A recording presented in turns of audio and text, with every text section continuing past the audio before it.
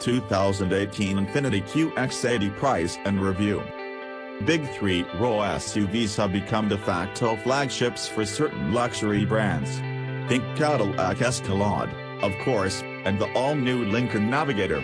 Or, in our case today, the Infiniti QX80.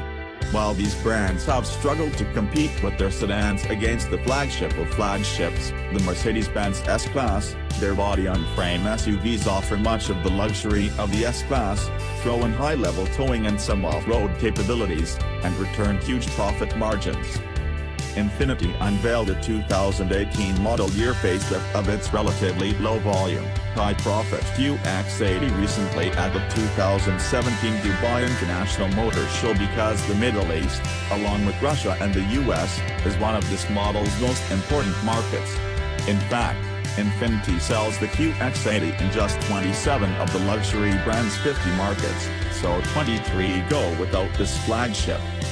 For 2018, Infiniti redesigned the QX80's sheet metal from the A-pillar forward, featuring a taller, more prominent and more upright grille with a new LED headlamp and fog lamp design.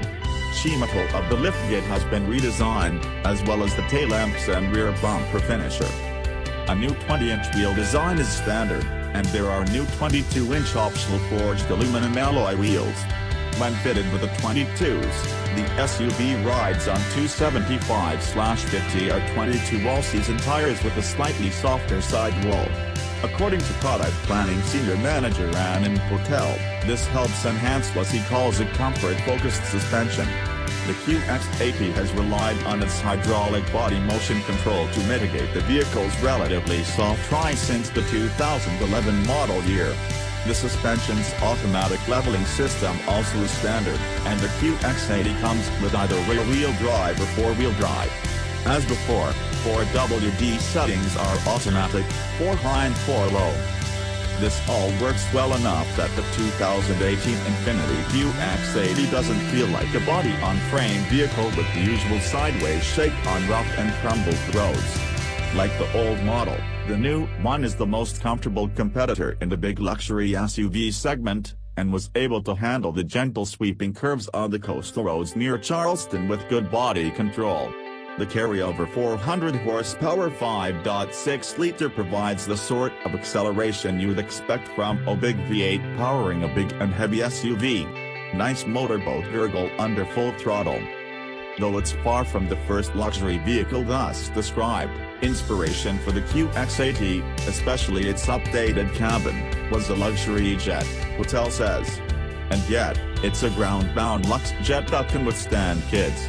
The QX80 has the segment's lowest average age buyer, Infiniti says, and more than 60% of them are married with children, highest in the segment. There are 3 climate zones, a phone pocket ahead of the 2 cup holders in the front console, and those cup holders now feature a notch for the popular new, insulated metal coffee mugs in their handles.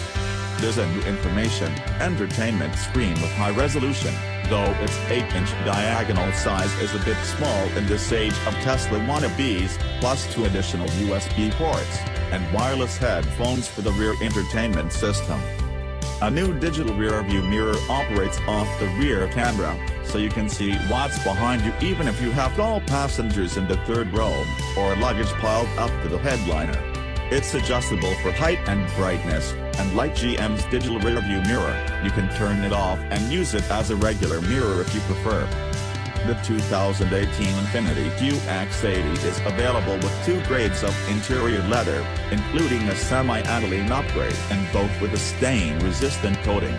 There's a new saddle brown interior color, and it's very rich looking, with French stitching, supple padding at all the touchpoints, and perhaps the most tasteful diamond pattern seat inserts in the business.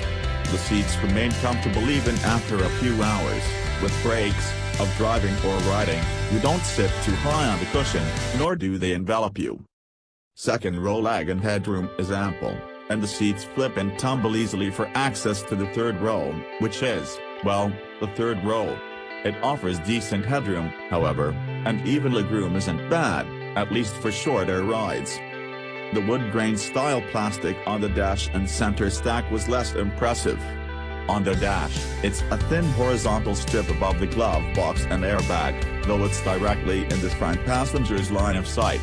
There's also a rough seam around the sun visors, which might seem a nitpick issue, though, like the fake wood, it seems especially out of place in an otherwise nicely finished interior.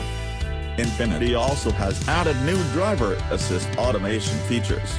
There's a predictive forward collision warning that can see 2 vehicles ahead, lane departure warning and prevention, intelligent cruise control along the entire speed range with distance control assist, forward emergency braking with pedestrian detection, blind spot warning, and backup collision warning. None of this is particularly state-of-the-art though. The lane departure control is very gentle in keeping you between the lines, except for the beeping.